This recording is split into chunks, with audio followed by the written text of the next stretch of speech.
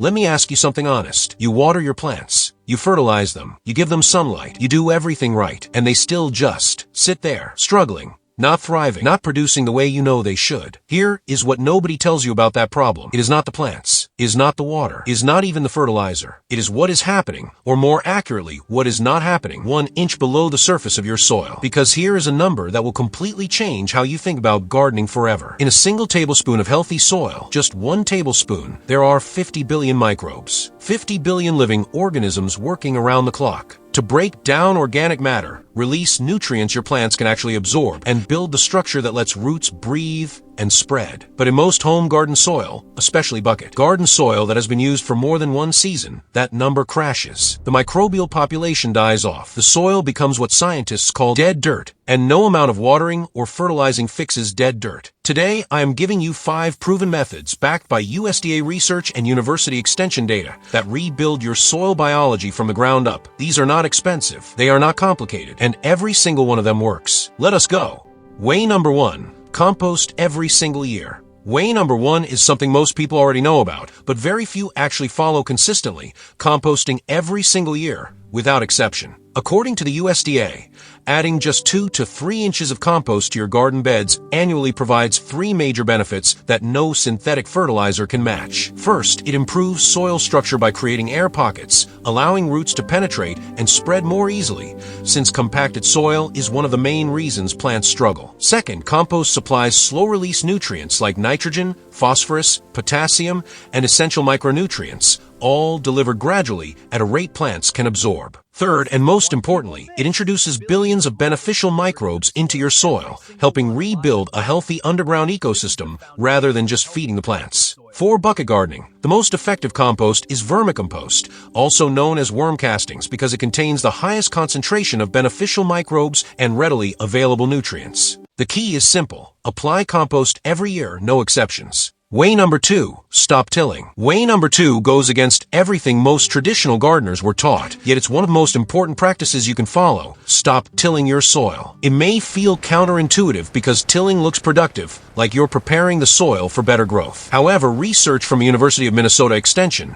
shows that every time you till or turn the soil, you actually destroy vital underground fungal networks that plants rely on. These networks, known as mycorrhizal fungi, act like a natural communication system, connecting plant roots to nutrients and water throughout the soil. Because of this network, plants can access resources far beyond the reach of their own roots. When you till, you completely break apart these delicate structures, and they can take months to rebuild. On top of that, tilling brings buried weed seeds to the surface, exposing them to light, and triggering the very weed growth most gardeners are trying to prevent. In a bucket garden, the rule is simple. Never turn the soil over. If the soil becomes compacted, gently loosen it with a fork without disturbing the layers. Let the natural microbes and fungi do the work for you. Way number 3, cover crops and mulch. Way number 3 is the one most people skip, and it might be the most powerful one on this list, cover crops and mulch. A landmark study from the University of Illinois confirmed that cover crops have a universally positive effect on the soil microbiome. Every type of cover crop studied improved microbial diversity and population, every single one. The reason is simple. Soil microbes need 2 things to survive: moderate moisture and food. Bare, dry soil exposed to sun and wind quickly kills these microorganisms. Cover crops solve both problems at the same time. They shade the soil, keeping it moist and cool, and as their roots grow and die back, they release organic matter that continuously feeds the microbial community. For bucket gardeners, the best approach is to fill your bucket with a fast-growing cover crop between seasons. Clover is one of the best options. It grows quickly, adds nitrogen back into the soil through root nodules,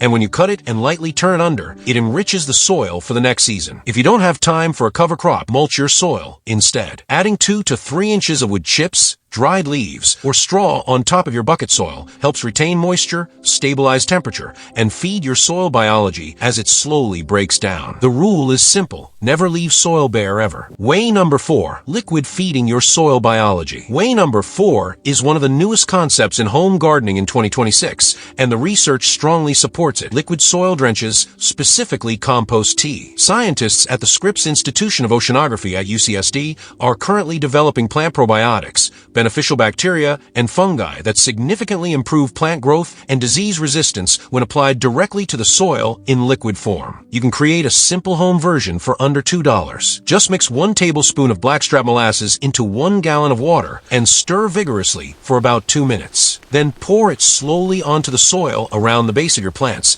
making sure not to apply it on the leaves. The molasses acts as food for the beneficial bacteria already present in your soil, causing their population to multiply rapidly within 24 to 48 hours. An increase in beneficial bacteria leads to faster nutrient cycling, improved disease resistance, and stronger root development. Apply this mixture once every 2 weeks during the growing season, and within 2 to 3 weeks, you'll start to see noticeable and dramatic improvements in your plants. This is not just a folk remedy. Liquid feeding of soil biology is exactly what researchers are doing in plant probiotic studies today, just with more advanced and expensive equipment than what you have in your kitchen. Before I give you way number 5, which is genuinely the most powerful method on this entire list, I want to share something that will help you implement all 5 of these strategies and go even further. The truth is, healthy soil is just the beginning of what's possible when you take control of your own food supply. The Homesteader's Handbook is a complete system that I personally use and recommend for anyone who wants to go beyond what a single video can teach. It covers everything from soil health and year-round food growing to preserving your harvest and building true food independence for your family, even if you're working with just a small apartment or balcony. The link is below this video. Now, let's move on to way number 5, and this is the one that completely changes how your soil performs in the long term. Way number 5, crop rotation and diversity. Way number 5 is something most home gardeners never think about, but it has the longest lasting impact on your soil health of anything on this list: crop rotation and plant diversity. Here's the science behind why it matters. Every plant species has a unique relationship with specific soil microbes. Oak trees support one type of fungal community, tomatoes support another, beans encourage nitrogen-fixing bacteria, and carrots pull nutrients from deep within the soil that shallow-rooted plants can't reach. When you grow the same crop in the same soil year after year, which almost every beginner gardener does, you build up one community of microbes while the rest of your soil biology starves and dies off. The University of Minnesota Extension confirmed.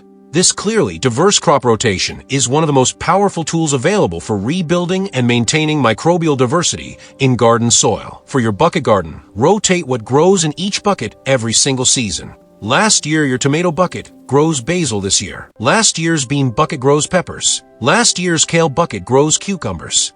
The bacteria and fungi in your soil respond immediately to new root chemistry. New plants wake up dormant microbial communities. Your soil gets stronger and more diverse with every rotation. And here is the remarkable part that most gardeners never discover. After 3 full seasons of rotation, and the other 4 methods I gave you today, compost annually, stop tilling, cover crops, liquid feeding, your bucket garden soil becomes exponentially more productive than when you started. Not the same, better. Every single season. That is the power of working with your soil biology instead of against it.